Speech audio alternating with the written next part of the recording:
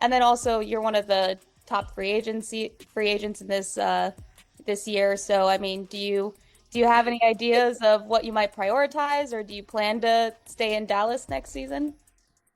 Yeah, I mean, I've already communicated with Dallas how grateful I am because they've made this a home for me for the past years, and I'm working with them together and finding a next home for me because I've already played my last game in Dallas. Next season, yeah, I mean, I've already communicated with Dallas how grateful I am, because they've made this a home for me for the past years, and I'm working with them together and finding a next home for me, because I've already played my last game in Dallas. Breaking news: WNBA free agency is starting to heat up as Satou Sabally finally breaks her silence and confirms she's played her final game for Dallas. The WNBA star is now eyeing her next move, and it's definitely going to change.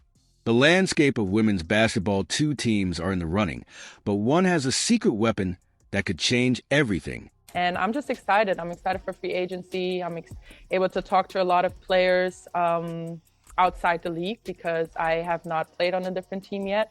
And I'm excited to get to know them more on a personable level, but also knowing how they approach the game. And I just love having basketball conversations and high-level IQ conversations about the game to know where I will fit best in the future. Is it the defending champion New York Liberty, or could Caitlin Clark and the Indiana Fever pull off the biggest acquisition of the offseason? We've got exclusive details on how the Indiana Fever could land Sabally and why it makes more sense than you might think. Get ready for a deep dive into the move that could create the WNBA's next dynasty. Are you ready? Let's go.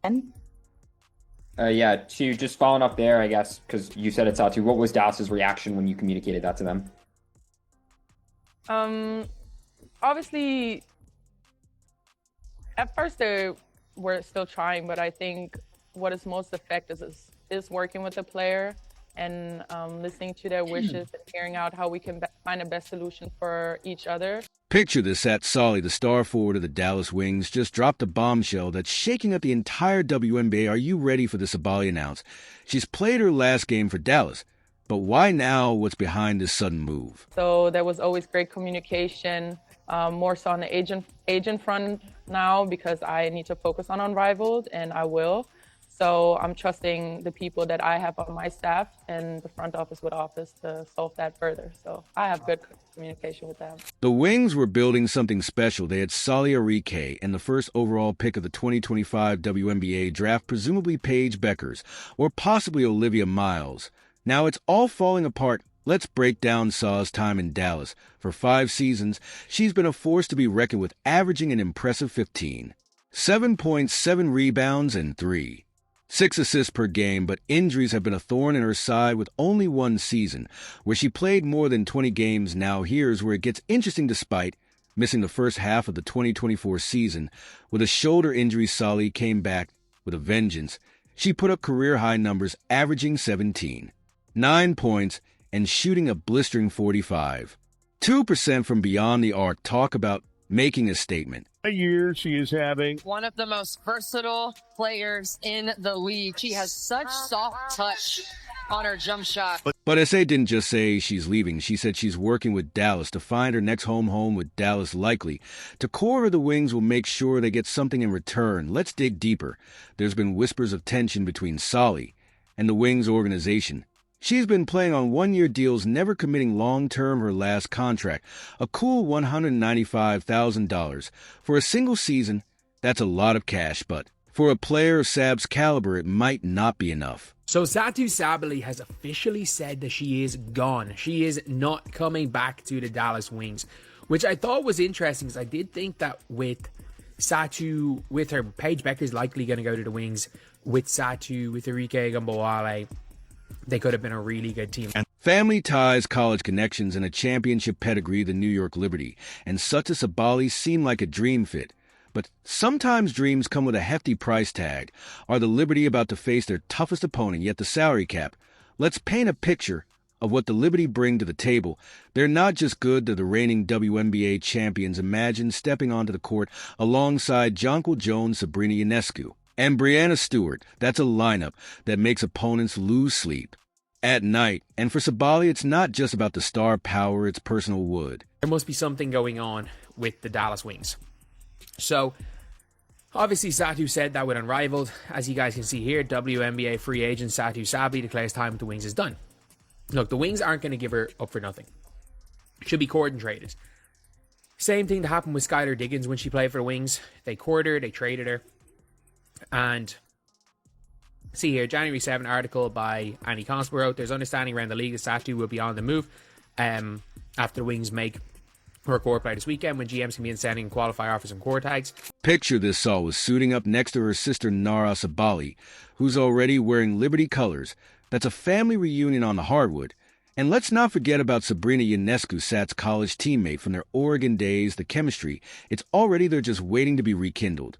But here's where it gets tricky. The Liberty's roster is like a luxury sports car, sleek, powerful, and incredibly expensive. They've got 3 max players eating up a huge chunk of their salary cap. Jones, Ionescu, and Stewart are all max contract players. Adding SA to that mix, it's nearly impossible how the New York situation might not come to fruition because of salary cap and them actually have enough money to get her. So what's the game plan? Could we see some creative contract magic? Maybe Stewart. Then the best trade package is the Liberty. I still think that would be our preference because New York is still New York. Yes, it's not the Indiana Fever, but it's still New York. She's playing with Sabrina. She gets to play with her sister. She plays with Fibic, who she plays for with the German national team. And it's as good as guaranteed a championship. It would break the league, to be completely honest. Who's a free agent but has said she's coming back, takes a pay cut, or does SA agree to a smaller paycheck for a shot at a ring? Let's say they figure out the money. There's still another catch. The Liberty's forward rotation is already stacked. If Solly joins, she might find herself fighting for minutes and opportunities. At touching the ball, it's a far cry from her star role in Dallas. How the New York situation might not come to fruition because of salary cap and them actually having the money to get her. Here's the cold, hard truth. As much as the Liberty might want Sabe and as much as she might want them, sometimes the numbers just don't add up. It's like trying to fit a square peg in a round hole. You can try, but something's got to give. I see a lot of players wanting to go in this offseason. A lot of players are going to want to go to the Fever. Forget about New York for a second. There's a storm brewing in Indiana, and it's about to shake up the entire WNBA. The Fever have a war chest of a little over $650,000 in cap space to spend this offseason. But what's their master plan, and who's on their shopping list this time? It's very obvious. They need depth, they need defense, and they're trying to win right now. They cannot really bridge things any longer. Let's talk about the Fever's front office shakeup. They brought in some serious firepower. Stephanie White, the Indiana legend and a former Fever player coach and WNBA Coach of the Year, is now at the helm. This isn't just any coach. We're talking about a championship caliber leader who knows how to build a winning team. But that's not all Kelly Krakoff is. Back as team president, and they've snagged Amber Cox as general manager. This tree isn't here to play games. They're here to win championships. This time it's very obvious. They need depth, they need defense, and they're trying to win right now. They cannot really bridge things any longer.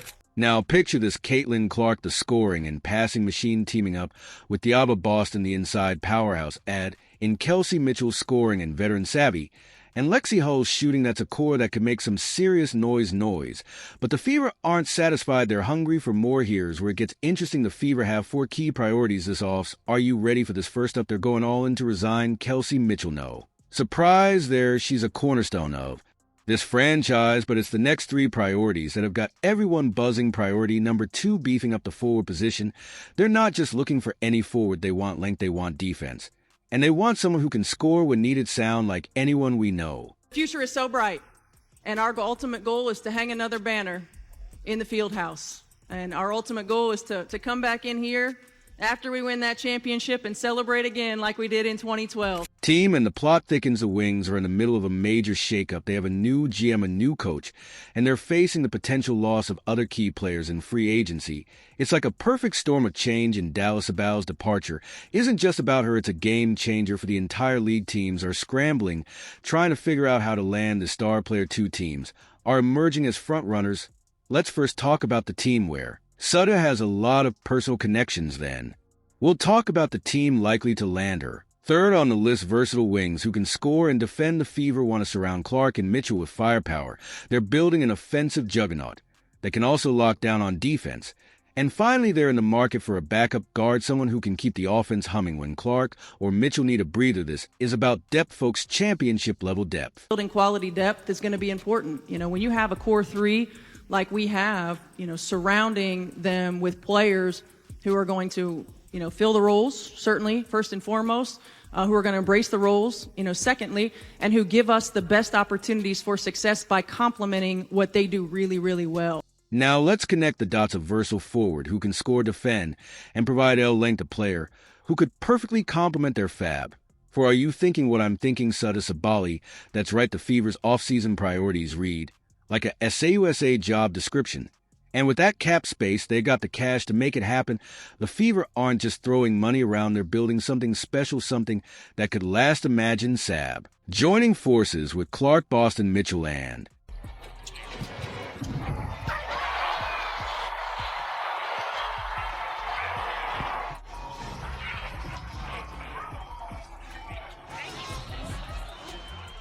Hull. That's not just a team, that's a potential dynasty in the making. We are at a point where we have an attractive group, we have a great organization, we can attract a few free agents to come here and bolster them and keep us on the path that we're on. And get this, the Fever's management isn't being shy about their intentions. They've made it clear they're taking an aggressive approach to free agency. They're not just looking to make the playoffs, they're aiming for the championship, and they're willing to do whatever it takes to get there. So how will this exactly happen? A few years ago, Indiana wasn't exactly the first place. Comes to mind when you think of WNBA free agent destinations, right? But now the Fever have everything Satou Sabally could want. They got the money enough to offer both Kelsey Mitchell and Sally a max contract. We are at a point where we have an attractive group. We have a great organization. We can attract a few free agents to come here and bolster and keep us on the path that we're on. More than what New York can offer, and still have some change left over to sign key veterans. They've got the need of versatile forward who can score from anywhere on the court and defend multiple positions. That's Sabally to a T, allowing her a big enough role in the team. And they've got something no other team in the league has. Caitlin Clark, are you in a position where you can add some pieces? Yes, we are where we're definitely in a position. And I would think that if you are a smart basketball player and you watch the way she plays, you would want to play with her. Indiana isn't just offering Salia paycheck, they're offering her a chance to be part of something special, a starting role on a team that's on the rise, a chance to be the missing piece that turns a good team into a great one, and most importantly, to play alongside a once-in-a-generation talent. With Indiana, you get the 8th pick for Satou, and you probably get the 8th in Alyssa Smith, and either a 2026 first or Grace Berger picture, the Sab's versatility, paired with Clark's otherworldly passing ability. It's not just a good fit, it's a match made in basketball heaven. Saw's been shooting lights out from beyond the arc 40. Are you in a position where you can add some pieces? Yes, we are. We're definitely in a position, and I would think that if you are a smart basketball player and you watch the way she plays, you would want to play with her. 6% from three-point range over the last 2 seasons. Now imagine those shots coming off perfect passes from Clark. That's not just an offense, that's a nightmare for opposing defenses. But don't just take my word for it. Sally's been dropping some hints herself. She's been liking posts from fans about joining the Fever. Caitlin. With Indiana, you get the 8th pick for Satou, and you probably get the 8th in Alyssa Smith and either a 2026 first or Grace Berger. Is an amazing generational talent, and she's going to do amazing things. She's spoken highly of Caitlin Clark and the Indiana organization. It's not just about basketball for SA. It's about finding a place where she fits both on the court and off. Caitlin is the face right now. And that's also good. She's selling out gyms. Why would you hate against that? We had a sold-out home opener. I think it was a practice game. Like, it wasn't even serious. We benefited from that. Because now we have all our fans there, and they're excited, and you have new people coming into a market. She is her own economy, and that is amazing. And let's talk about that fit for a second. The Fever aren't just offering Sally a team, they're offering her a role in a potentially historic lineup. Saw scoring and versatility Clark's playmaking, Aaliyah Boston dominating the paint, Kelsey Mitchell's sharp shooting, Lexi Hull's hustle. That's not just a starting 5, that's a group that could dominate the league for years to come. This is a place where players can come in and get better, and be surrounded by an organization that supports you. They're going to have everything they need to be successful. But Here's where it gets really interesting. Adding Sabally to this mix doesn't just make the Fever better, it transforms them. We're talking about going from a playoff hopeful to a serious championship contender. The experts are saying it, and the numbers back it up. Sa's ability to score, defend, and stretch the floor is exactly what this Fever team needs to take the next step. So here's the bottom line. The Indiana Fever aren't just a good option for her. Satou Sabally, they might be the best option for her career. For her game, for her legacy, it's a chance to be the final piece of a puzzle that could reshape the WNBA landscape, a chance to turn into Indiana into instant champions, a chance to create something truly special. That's what I love doing. That's what I did all those years, was, finding ways to add another player to our roster that's going to impact us and help us get better. So picture this Sabally in Indiana. That's not just a roster move. It's a seismic shift that could birth the next great dynasty in women's basketball. But here's where it gets really interesting. Sa's choice could be the domino that sets off a chain reaction across the league. Are you ready for this? Her signing with the Fever wouldn't just transform them into contenders. It could redefine how teams approach free agency and roster building for years to come. The ball's in Sabale's court now, and the whole basketball world is holding its breath. This isn't just about one player's future. It's about the future of the WNBA itself. And let me tell you, it's never looked more exciting. Are you excited? Let us know in the comments. Like, subscribe, and turn on all notifications so you never miss out. Click the video on the screen, and we will see you in the next one.